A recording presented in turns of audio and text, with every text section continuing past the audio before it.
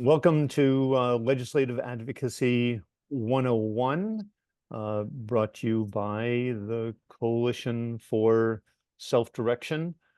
And I apologize in advance for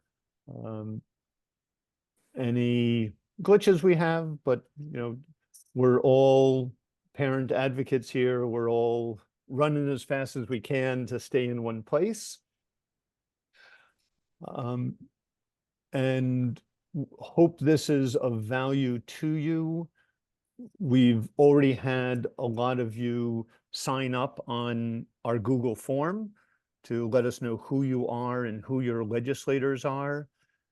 Want to make sure that everybody knows there's some very experienced advocates on this call, and there's some people with less experience. And especially for those of you with less experience, it's important to realize you already have a valuable perspective to offer.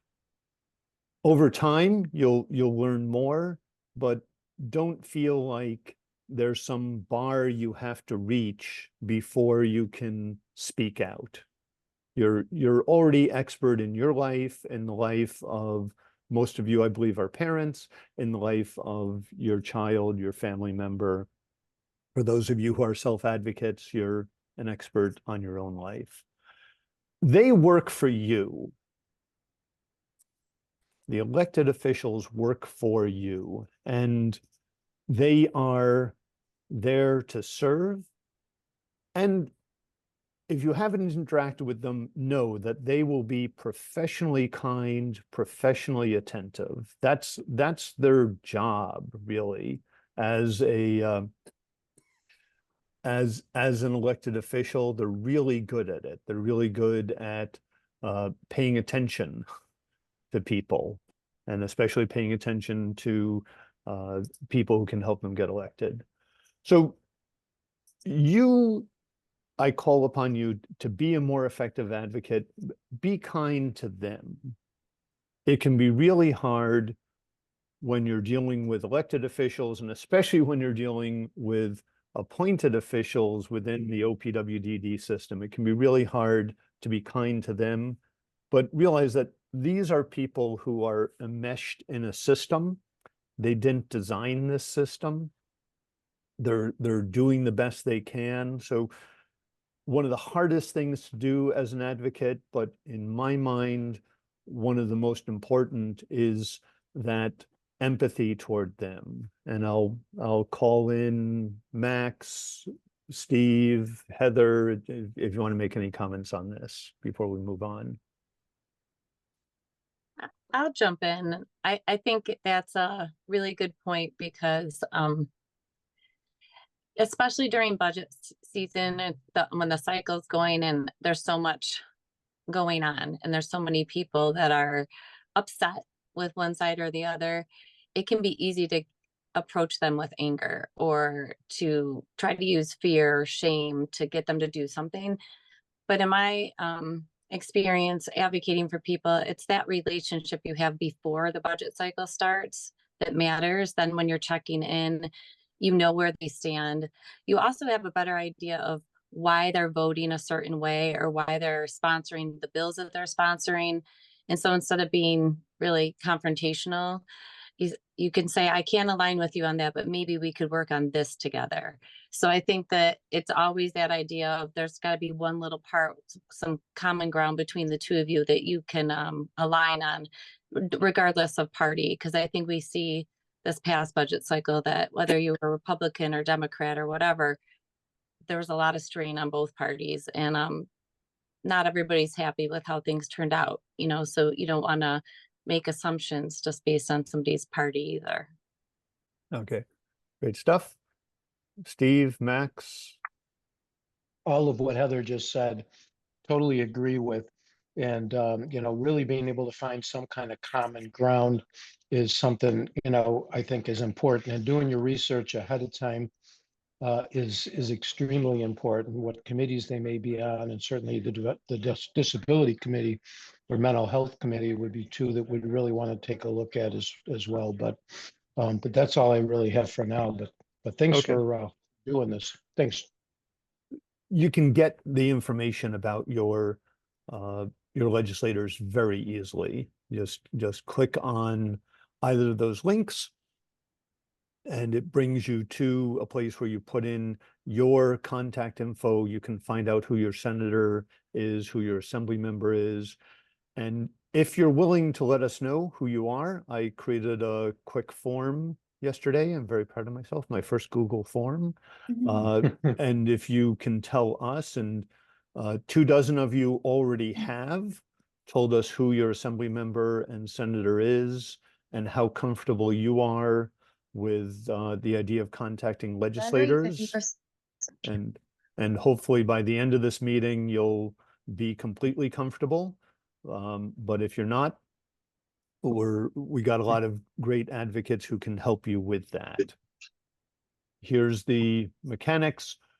Once you learn who your legislator is, then getting to their information is also quite easy. It's on their websites. Each legislator seems to control their own website, so it'll be in a slightly different place. My assembly member, Linda, you have to go to Maps and Offices, whereas my senator, you have to go to Contact Information, two different places on their websites so it might take a few seconds of hunting around, but you should be able to find out how to contact them. This is probably the most important slide of this presentation, I believe. It's important for you to know that we're giving you scripts, we're giving you some guidance, and as a novice, my recommendation would be just strictly follow that, right? That gives you comfort. It helps you take that first step. As adults, many of us are not used to reaching into a new area, learning something new, and that can be a very uncomfortable place.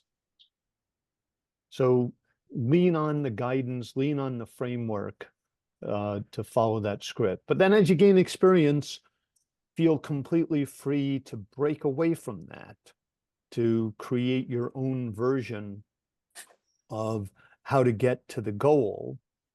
And later, however long it takes you to get to that level, you'll be an expert before you know it. And you'll be able to just completely ignore the script. You'll be able to accomplish the goal because you know what the goal is, you know the right thing to do to accomplish it. So Shu Ha Ri is a concept out of martial arts. It's also very common in some other domains that I work in. And I want to just stop here and have a little bit of a conversation, calling in, if she's comfortable talking about it, somebody who's we went through some training 2 weeks ago. So Stacy, my friend, is at SHU. Can you talk a little bit about what happened? Yeah, so we had a great training session, and I have never contacted my assembly person. And so I took it upon myself to call. And I also went online first, and I emailed as well. So I filled out the online form. I didn't expect them to get it so quickly, but I guess it was my lucky day because she reviewed my email. And so when I had called, she's like, "Oh, I actually saw your email." So it was nice because, you know, she kind of knew in a way what I was going to be talking about. You know, I told her that I was interested in discussing self-direction with her, that I was part of this coalition, and also our pending nonprofit Families for Disability Rights. And we spoke for quite some time, and she happened to be the legislative director. I'm in Westchester, and my assembly person is Mary Jane Shimsky. So I spoke with her legislative director, and she was very friendly, you know, very welcoming. She did say that she had a lot of knowledge about self-direction, and has worked with OPWDD. And so she had said that she hasn't received many phone calls with issues about OPWD in the last several years. So, she said, I'm interested to hear from you. And do you have any information about your coalition, about what you're doing, about the issues? I said, absolutely. She said, I'd love you to send those over to me, and I'd like to reach out to OPWDD and hear what they have to say, and then we'll set up a meeting. And so, I sent them over to her with an email, and I said, I'd love for us to get together, maybe before you meet with OPWD or talk to OPWD, and maybe you can hear us out first. I haven't heard back from her yet. It has been a week.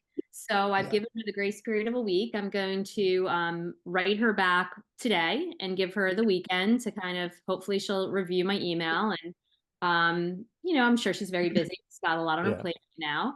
And Yeah, no, hopefully that's great, Stacy. And one point I purposely removed the highlight from you to show we got over 70 people on this call, and legislators are not hearing from us.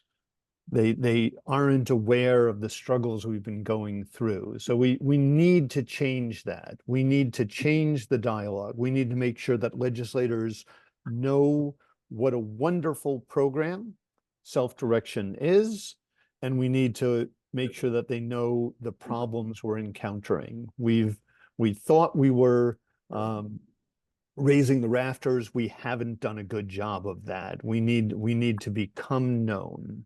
And the other point that you've already made, Stacy, but I'll emphasize it, is persistence. You're not necessarily going to get the appointment from the first call.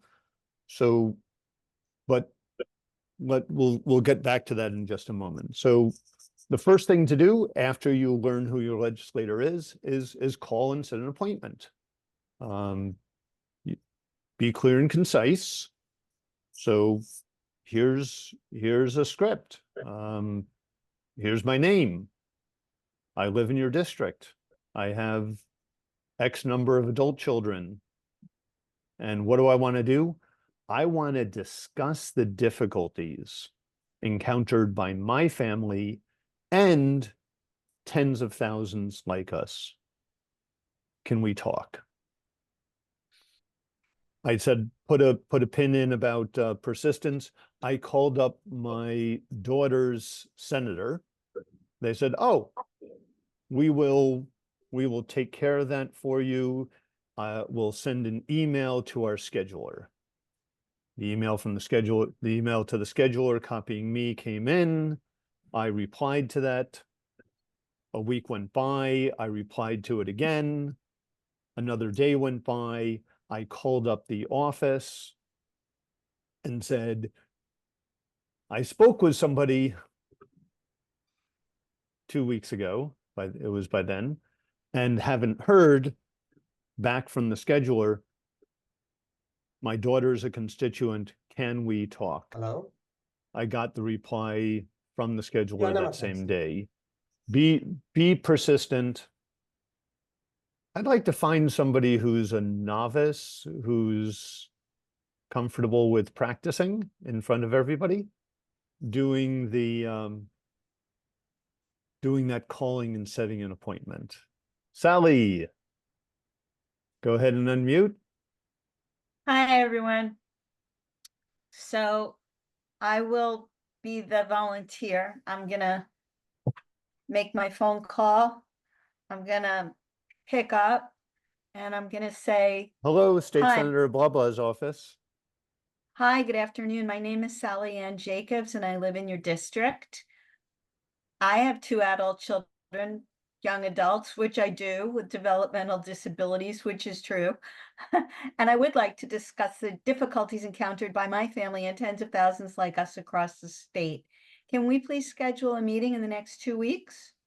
Oh, okay. I'll put you in touch with our scheduler, and we'll figure out the October is kind of a busy time, so it might end up being more like November.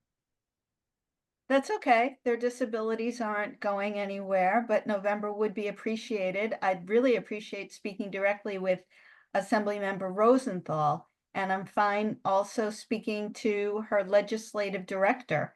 If the timing works out, I'll also be bringing my 2 young adult children and a couple of fellow parents.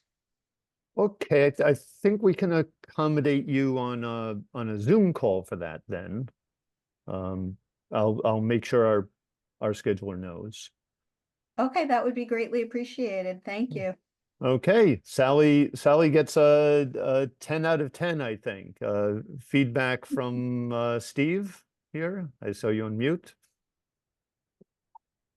Yeah, Sally, you did a great job. I wanted to go back to the shoe part of it with the explanation you were saying with the shoe Hari. I remember when I first started, I was extremely intimidated making those phone calls. And how I started with the advocacy, I used to go down with a whole bunch of people down to Albany in a group, and that was my safe zone because I was with a whole bunch of other people. And I found that it was a lot easier to be heard when I had a more intimate setting. So I would go do exactly what you did, Sally. Meet and call locally and also meet with them. I don't want to get too far ahead of what Jim's doing, but some of the reasons I've been able to get so many intimate one-on-one meetings is because I'm heavily involved with following them. And my son doesn't care if they have a D or an R after their name. And unfortunately, I think because I'm with a lot of groups, I think a lot of times that people go after the people that they voted for, and you can't do that because it discriminates against everybody else. And what I found is, just like Stacy said, these assembly people are hearing sometimes for the first time some of these issues. And even though, and it's because they have a different party, and I don't go in like that. I don't care what's after their name. That's why I've had good luck. I just go in and meet them. I don't care who the assembly person is or what's after their name. And so I guess my point is I hope nobody gets intimidated by the practice part of it. It takes time. And I also hope that nobody gets intimidated with the politics part of it. Keep that piece out of it and just go after the assembly person because you need them. Okay. And also, if I may add, Katie had put something important. One thing, Sally Ann, ask, and maybe Jim might have left it out, but ask who you're speaking with.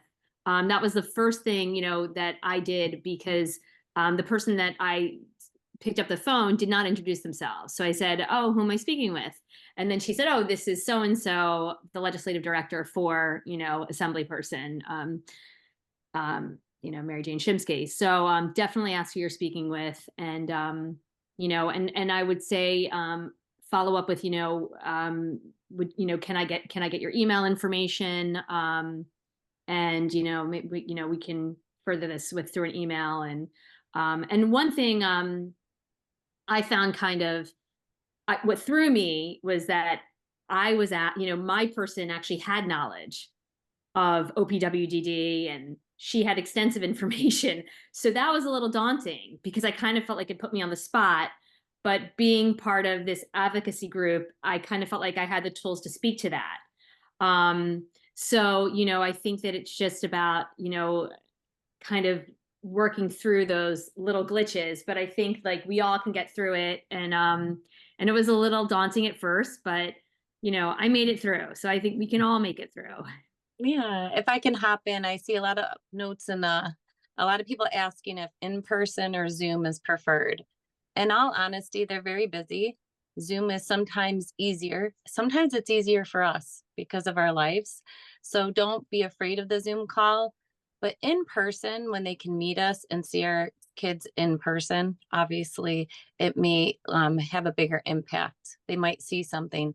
I've always also invited them to things, if there's something going on at a nonprofit where there's going to be a bunch of families, I invite them so they can get to know our community, or invite them to your house. There are politicians that will stop by, they come door to door when they're campaigning, right?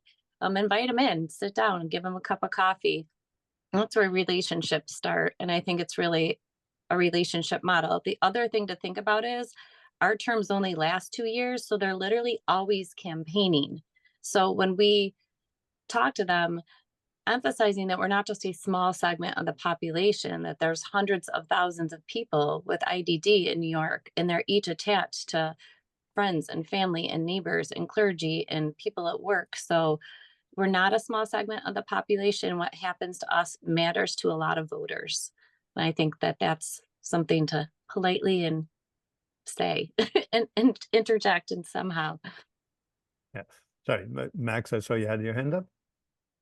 Yeah, I just wanted to mention that, that it's important to really, like was mentioned too, about really getting to know the names of the people that that are answering the phones and the ones that are scheduling the meetings.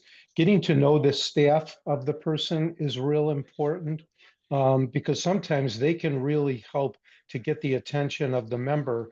And the more you can build relationships with the people that are in the office. We have, where I live, my son lives in one district, and my wife and I live in another district because he's living in a self-directed situation. We've built relationships with both of the assembly people in Craig's district, assembly and Senate, as well as the assembly and Senate in ours.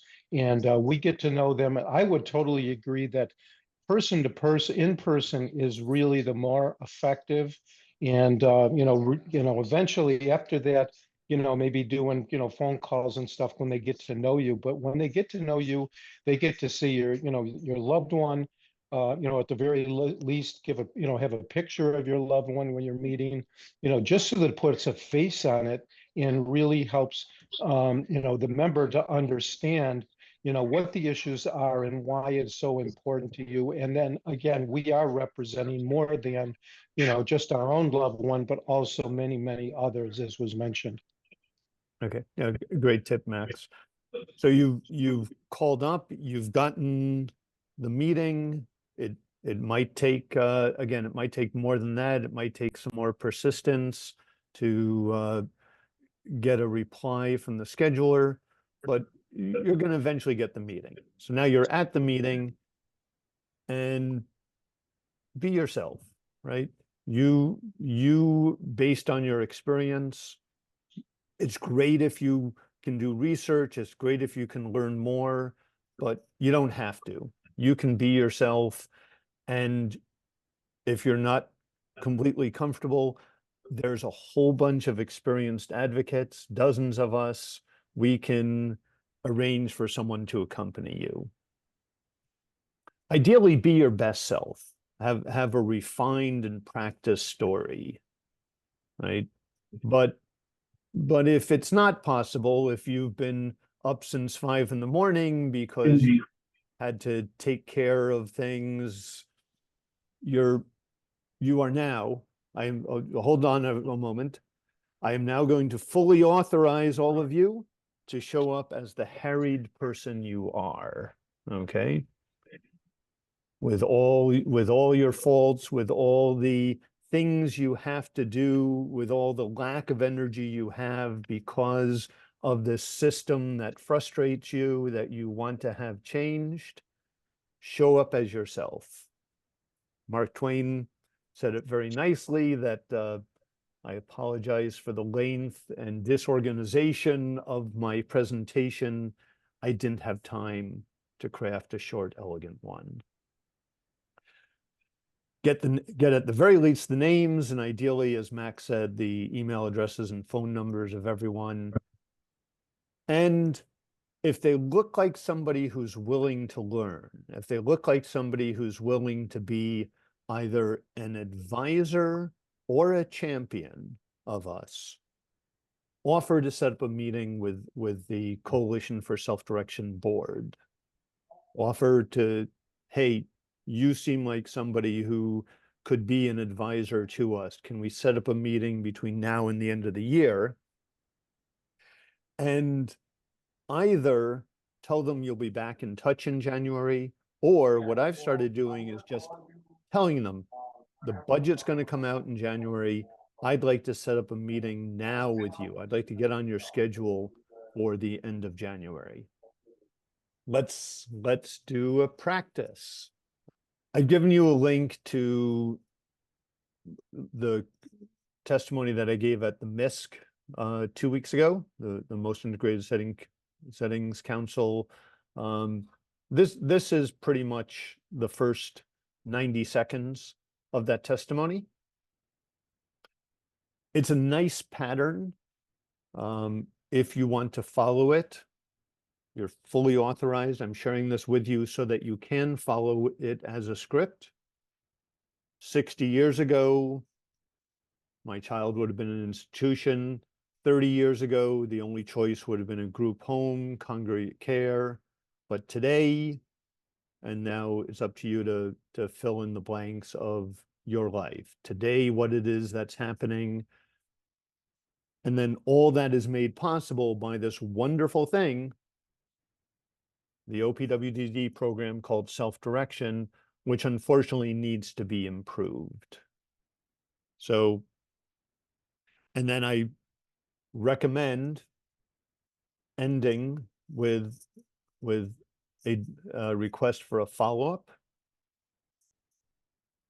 I'd like to set up you to meet with our board of directors, and I will come back to meet with you at the end of January. Can we set up that meeting? So looking for another bold novice to raise hand and practice that opening.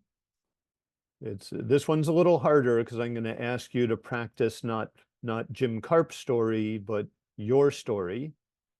I'll volunteer. Okay, thank you, Diane. So I'm Diane Shand. I have a son who's 35 and has been on self-direction for 15 years. Initially, he was in a day program and he lost all his hair because he was so frustrated he would bang his head. And the only time he was out in the community is when he went to the recycling center. So he spent his days ripping apart newspapers and throwing them into a recycling bin. And that's all he did. And now on self-direction, he volunteers for 3 different soup kitchens. He stocks shelves. He has pursued his interest in music. He is healthier than he's ever been. And self-direction has been the best thing that has happened to him. But self-direction needs to be improved. As he ages and we age, he needs a place to live. And there's really no room in self-direction for a housing budget. Once you put in a housing budget, there's no money to do anything else. But if he lived in a group home, it would cost the state $150,000, and then they would put him in a day program, which is another $150,000. And so self-direction is far more economical for the government, but yet you put in all these roadblocks. Thank you for your time. Are you sure you haven't done this before, Diane? That was pretty pitch perfect. Thanks. I have not done it before, but I know people in group homes who also have day programs that are self-directed. I think we have to be very careful that we know our facts before we go to the legislators. Well, the way it works is it's very difficult. The person you can have a ComHab worker from 9 to 3, and you can't pay that ComHab worker more than the people that work in the group home. So if the group home is paying $18 an hour, that's all you can pay them. And what type of person, it would be very hard to find somebody for $18 an hour. And let me tell you, I go to WIHD, I'm there once a week.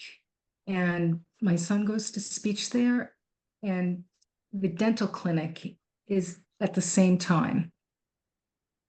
These people get no interaction.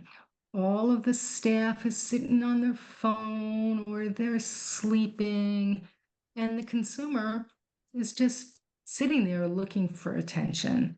So it's it's really, really sad. So when we die, you kind of just have to pray your kids are going to take care of these kids. Yeah. So couple of points to tease out here. You, Diane, are expert in your life, in your child's life. You're expert at what you've observed, and you're on absolutely firm ground there. You don't need to do research to be able to say, I have seen with my own eyes people who are supposed to be providing care ignoring the people who need the care. That's the right. Thank you. Yeah. Do you, is it useful to know more facts? Yes. Yes, it is. But don't feel like, I respect what you're trying to say, Ellen, about knowing your facts, but you already know the facts of your life. And you already know that the one thing I would have added to what you had said in your intro, Diane, is you talked about the quality early on of your child's life, and then you talked about cost. I would have at the end brought it back again to quality, that the amount of money spent on somebody in certified settings is larger than what's allowed in self-direction. And the outcome for my child has been much higher quality. And I want that, even if it were the same price, I would still want that, right? That kind of thing. So thank you for being a bold volunteer. And Thank you. and again, I think you're right there. And if you call up your legislator and feel like going alone, you can. If you want one of us to accompany you, again, we've got dozens and dozens of advocates, many of whom on this call have more experience than I do, and we can get someone to go there with you. So great stuff. Let me see if we have another bold volunteer who's willing to do the ending with a follow-up appointment. Do it, but my situation is a little different as I have not launched yet with self-direction. That's fine. That's fine. So, you know, that you know, my discussion is in some ways about that aspect of it. That's fine. So my daughter Lydia is a 23-year-old who is taking a very slow path through Suffolk Community College. 6 years at this point, and is expected to graduate in May, hopefully. And she's also been working part-time at BJ's Wholesale Club. And we are just starting the self-direction process. Actually, it has taken us over 2 years now just to get to the point where we are waiting for the budget to launch. And I don't know what's going to happen with her when she comes out of school. I know that she's not continuing to a 4-year degree, but I don't know what she's going to be capable of at that point. And I don't know what she does from there, you know, as my husband and I are not getting any younger, and my son is not in a position where he can take care of his sister if something happens to us, because he's a college student himself and younger than she is. So we need to have everything in place for her to push her to whatever she is capable of. But there are roadblocks in the system that I'm seeing now that can make it act a little bit like it's you know, you're putting her into a box of what she can do and cannot do, of what's up to the fiscal intermediaries to approve or not approve, where they say it's really self-directed. If somebody else has to sit there and say this makes sense versus that, versus, you know, her making the decision or us making the decision with her. So Debbie, I'm gonna ask you to Just come to the end of it. to leap forward to the end, and do you need it up there, or do you want to? Yeah, no, I didn't need it up there, and Okay. I was kind of going. So, as we are looking at what she's capable of, and we're looking at what she's going to be allowed to do and the amount of money that she's going to be given to spend, we are trying to figure everything out with her for her future. So And I'll what we play the need legislative is aid. for OPWDD to have changes in place to make it so that it's not such a long process to get into in the first place, and that everything is clearer and smoother and truly self-directed and not directed by other people in the FIs and So everybody. Debbie, thank you for coming down today. I'm afraid we're coming to the end of the time that we have with you. So I'll make sure that the assembly member hears about your concerns. Okay. Okay, so no, you need to come back, a little coaching here. You need to come back and say, I'd like to, Right. That's what I was coming to. So I would Yeah. like to have the opportunity to sit down and discuss it with you further. But as I said, for me, it's hard because I'm not really in self-direction yet because we haven't launched yet. So, it's hard to say. but that's fine. You can say, I'd like to come back with knowledgeable, I'm glad the assembly, let me do a little coaching here. I'm glad the assembly member is open. I'm just starting, but I'd like to come back and provide you with more background with some of my more experienced fellow advocates. Can we set up an appointment for that before the end of the year? Right. Right. So they're gonna close off the meeting with you, right? They're gonna, at some point, they're gonna say, we're done. And you need to get that next appointment, whether it's, if they're not particularly open to learning, the next appointment is after the budget comes out in January. If they are interested in learning, then I'm going to come back with my fellow advocates who can educate you further.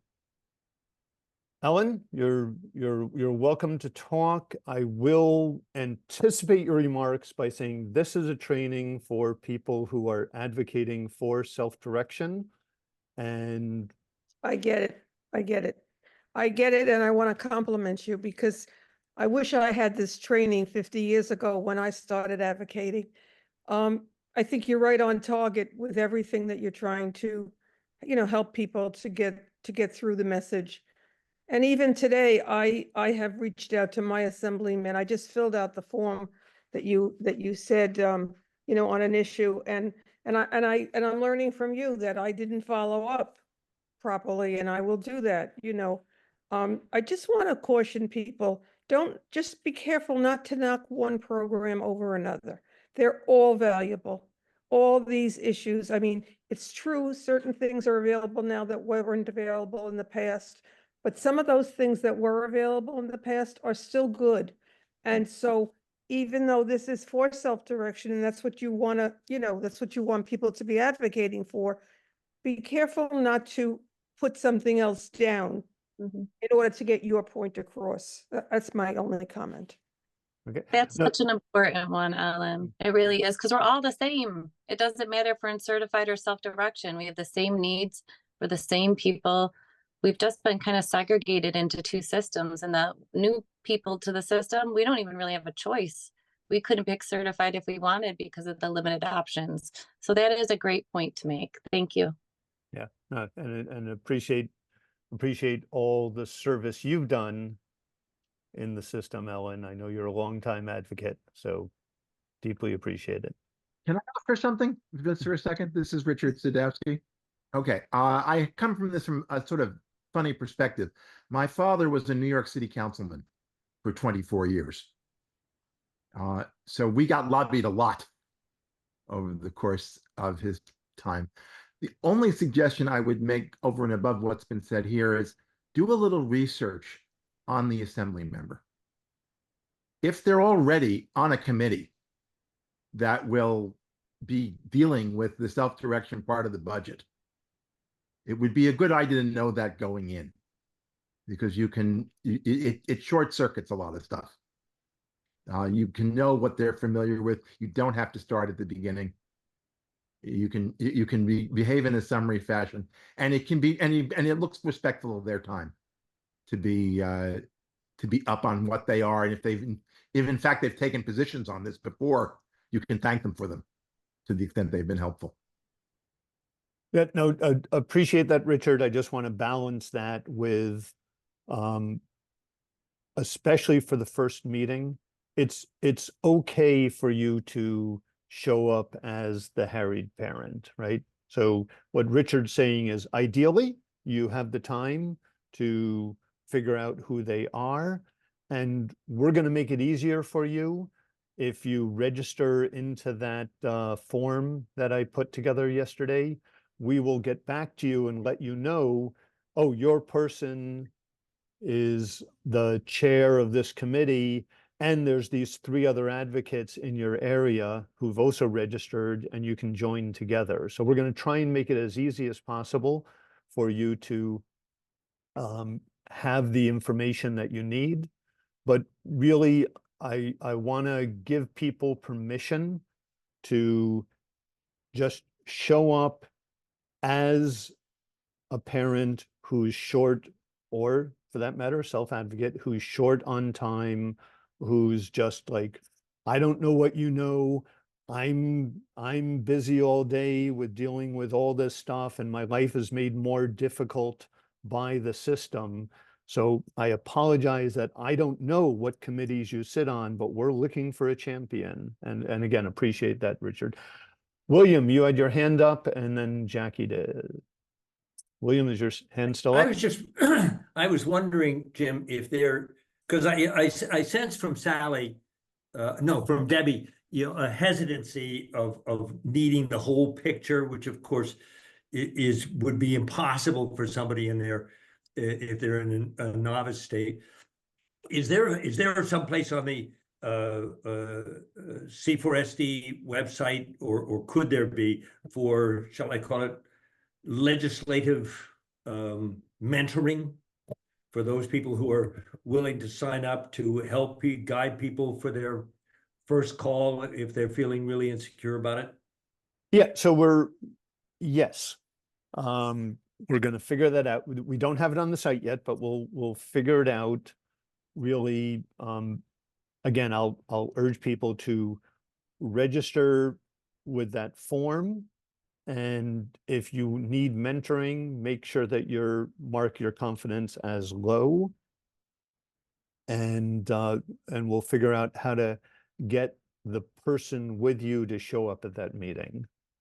So and we'll match you up with somebody who's got high confidence. I'm also going to add, I again put that repository of documents. I'm going to add to that, there's a 1-page introduction to the coalition and a 3-page leave behind of our legislative agenda. Jackie, and then Hi, good Lucille after afternoon. that. Good afternoon. Can you hear me? Yes. Okay, great. Good afternoon. Thank you so much for having these amazing meetings. It's so important. So I just have a quick question. I do have a good relationship with the politicians in my neighborhood. There's actually a grand opening with my Assemblywoman, Maritza Davalon. I'm invited to it at 6 today. I'm going to use this platform and try to see if I can get an appointment with them. And I'll definitely get back to the committee. That's wonderful. Let me just quickly show one last slide, and then I'll get to you, Lucille and Katie.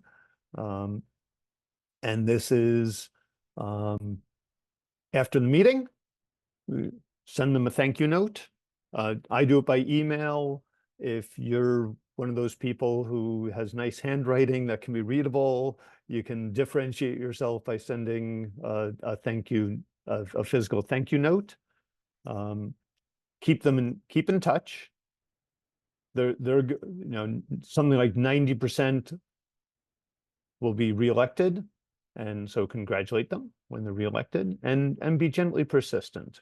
You're water dripping on a rock, and you're going to wear it down. So You have a PDF of this presentation in that shared drive that I gave you. You also have that one pager, and I neglected to upfront introduce you to the Coalition for Self-Direction. We came together really because of frustration around community classes, but we're much more than community classes. We've got a great working committee on housing that's putting things together to create various templates for housing. So with that, Lucille, Katie, and Meyer. Thank you, Jim. This is, of course, excellent as always. I just wanted to just give people some encouragement because, you know, the harried parent or just the community member, you know, I don't know if our elected officials expect much of us, but I've gotten very friendly with my assembly people, and it's basically every time I see them, if they're ever at a community event, I march up to them, I bring my daughter with me, I'm like, we are your constituents, we vote, people with disabilities, we need assistance, and, you know, employment, housing, all those things. And they've been relatively receptive. So I would say the more we're out there, it only can help. So thank you for doing all this. It's awesome. Yeah.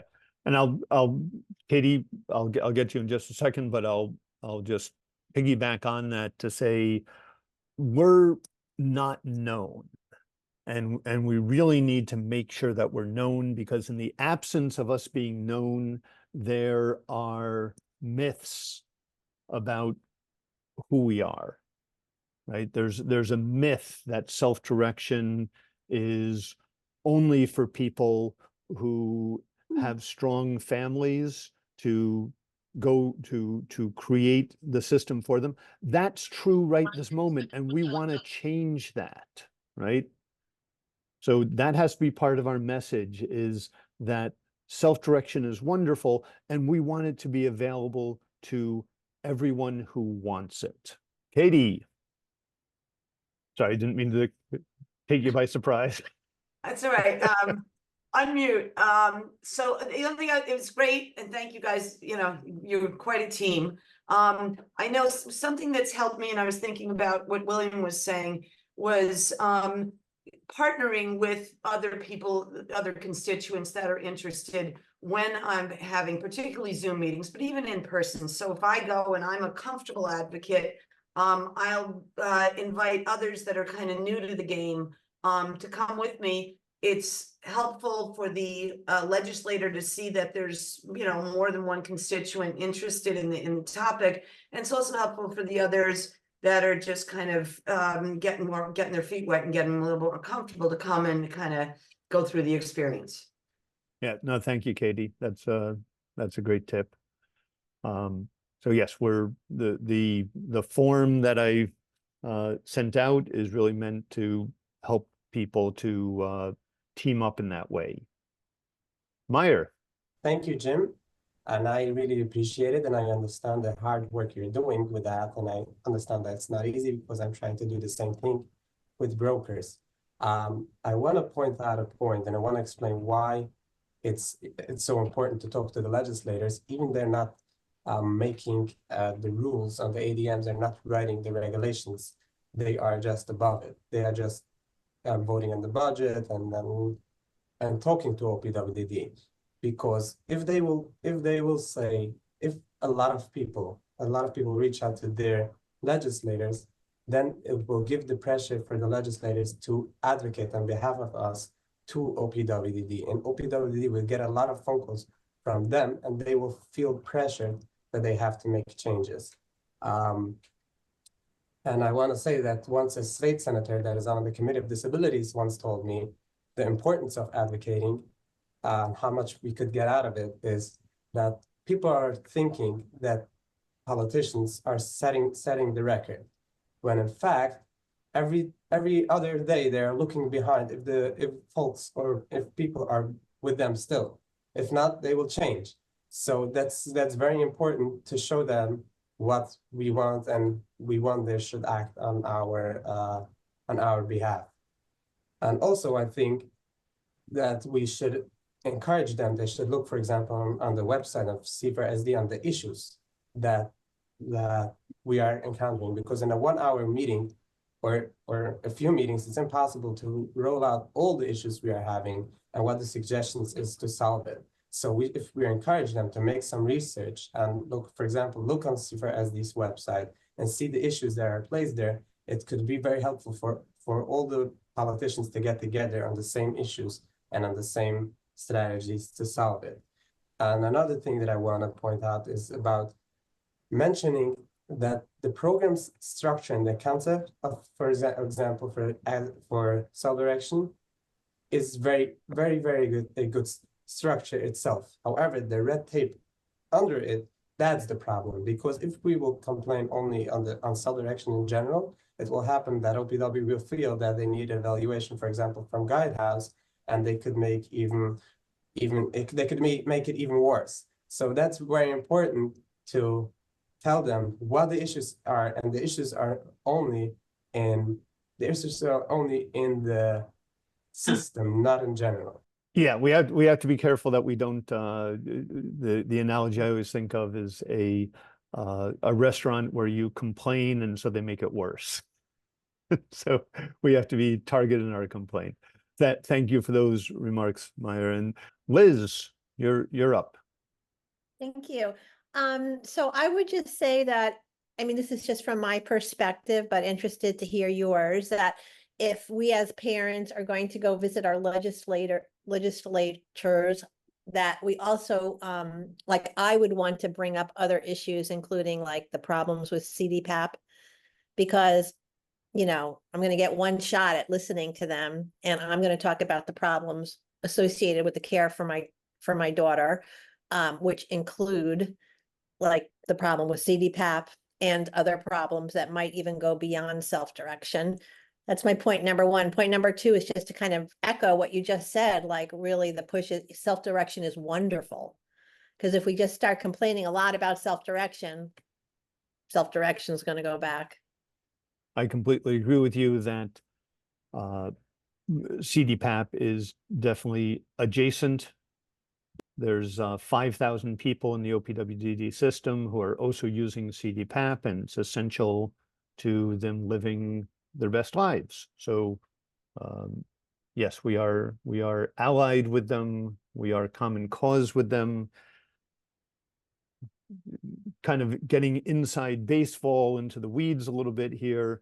We are a different system, and we tend to get a little bit confused.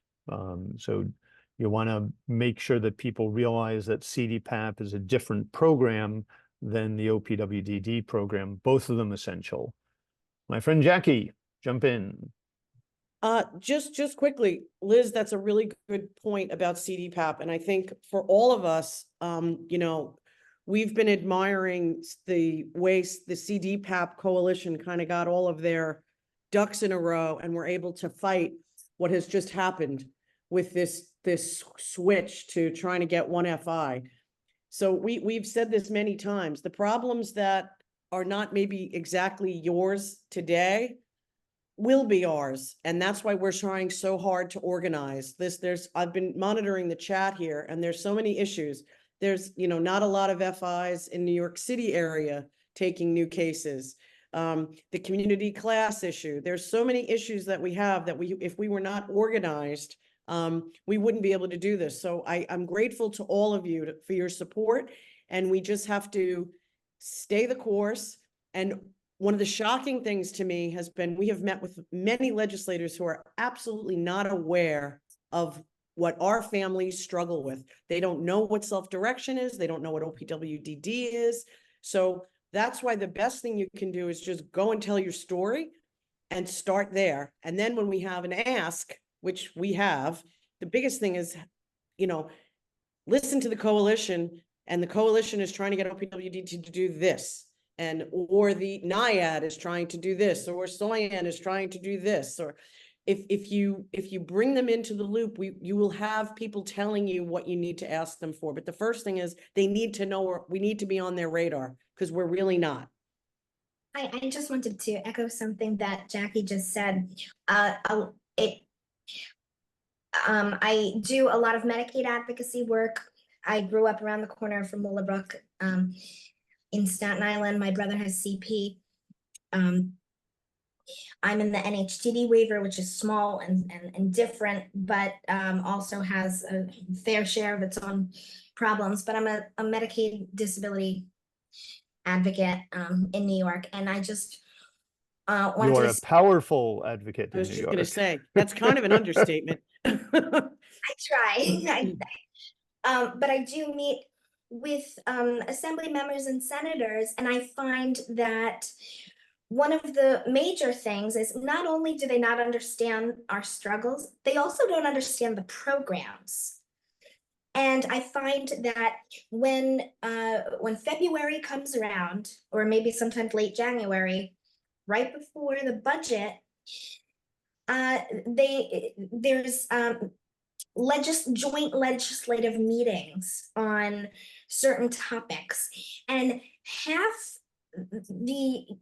half of the day, the 9 hours or whatever it is that of these joint legislative hearings, where the assembly members and the senators get to ask questions of the agencies, put them on the spot a little, put them in the hot seat, ask, gather real information.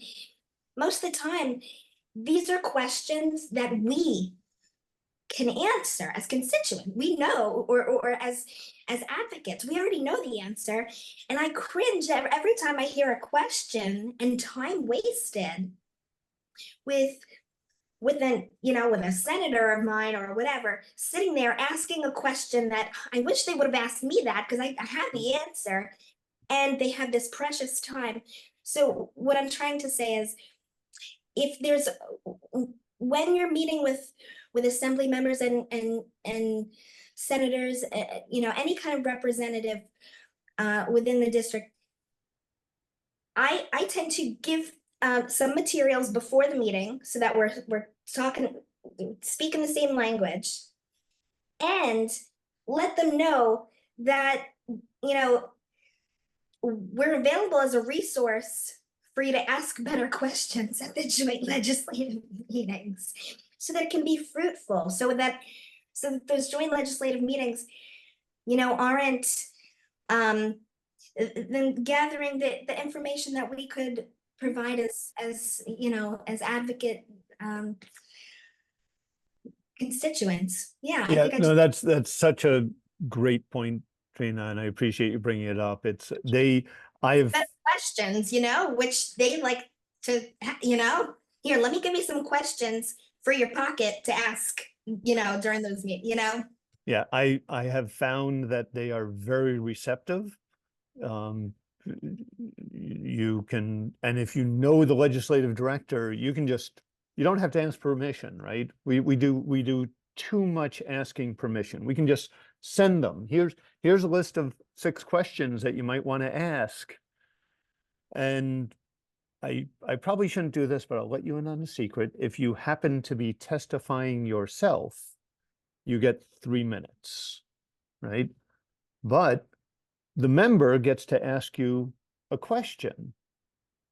So you can feed a question to a sympathetic member, and you can get an extra minute from that member, and feed a question to another person and get another minute from that. So feeding questions to members is a really powerful technique.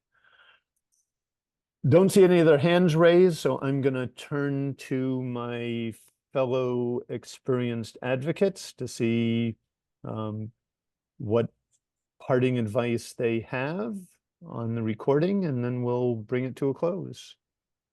Heather, Steve, Max, who wants to go first? I was going to say, I love that we talked about the fact to expect the no, or to expect the pushback a little bit. Like, that was so great talking to you. Thanks for calling. And then they're going to hang up. Like, expect that, because they are dealing with dozens and dozens of phone calls. When you go to a legislative day, they have like 10, 15 appointments in a row. That's not the day to meet with your official, your elected representative. It all blurs together for them. Pick a day that they're in your hometown, if possible, when they're nearby. And when they push back or they say thank you and they're about to hang up, then just politely let them know that you would like that interactive in-person meeting if possible. And then keep pushing and keep following up, because they will, it's almost like a test to see if you're going to keep calling back or keep checking in. And it's not because they don't care. It's they have to rate the urgency of it. Is this truly a priority? Having other parents call and say the same concern really, really helps. Every phone call is as effective as 100 of those quick click emails that we send. You know, those email blasts, you just have to put your name and maybe you can personalize the message. One phone call is worth 100 of those. Yeah, I agree with Heather. That no thing is huge. I'm very, very persistent. Heather's gotten to know me pretty well. And I don't take the no. And what I find is over a period of time, those no's become yeses because they want to deal with you, especially if you've got solutions and you go in there with specific things that you answers and to the question. I think somebody mentioned it earlier, with actual solutions to the problems that you may have. This is how we can fix this. This is what I need your help with. And I go back to somebody I met recently, and the leader says came back to me that they told somebody else that nobody says no to Steve. And I don't know how I got there, other than I used to be the novice, and I'm not the novice anymore. And it's because I am persistent, and it's because I go in there with solutions. I just want to add a point on that why it's so important, even you're getting pushback, is you don't know which staff member in their office will push you back and which staff member will accept you. Sometimes one of the staffers will push you back, but once the senator or assemblyman will figure out, they will they will make sure that you are getting a chance to talk to them. So even though they're pushing back and you're trying to reach out through a different channel to a different staff member, that could help you very much. Again, lots and lots of experienced advocates in this state. If you're inexperienced, let us know. We'll hook you up. The way you get experience is you try things in a safe environment, and really the legislators are a safe environment. They're going to be kind to you, right? They're going to, you're a constituent, you're coming with a problem. They professionally are nice, and we will give you all the support you need to climb that ladder, shoo-ha-ree, and get to expertise. So thank you for those of you who are starting this journey. It's very exciting. Many people on this call who are already well along on this journey, and I'll be tapping into you to, all you rees, I'll be tapping into you to help the shoes. So thank you all.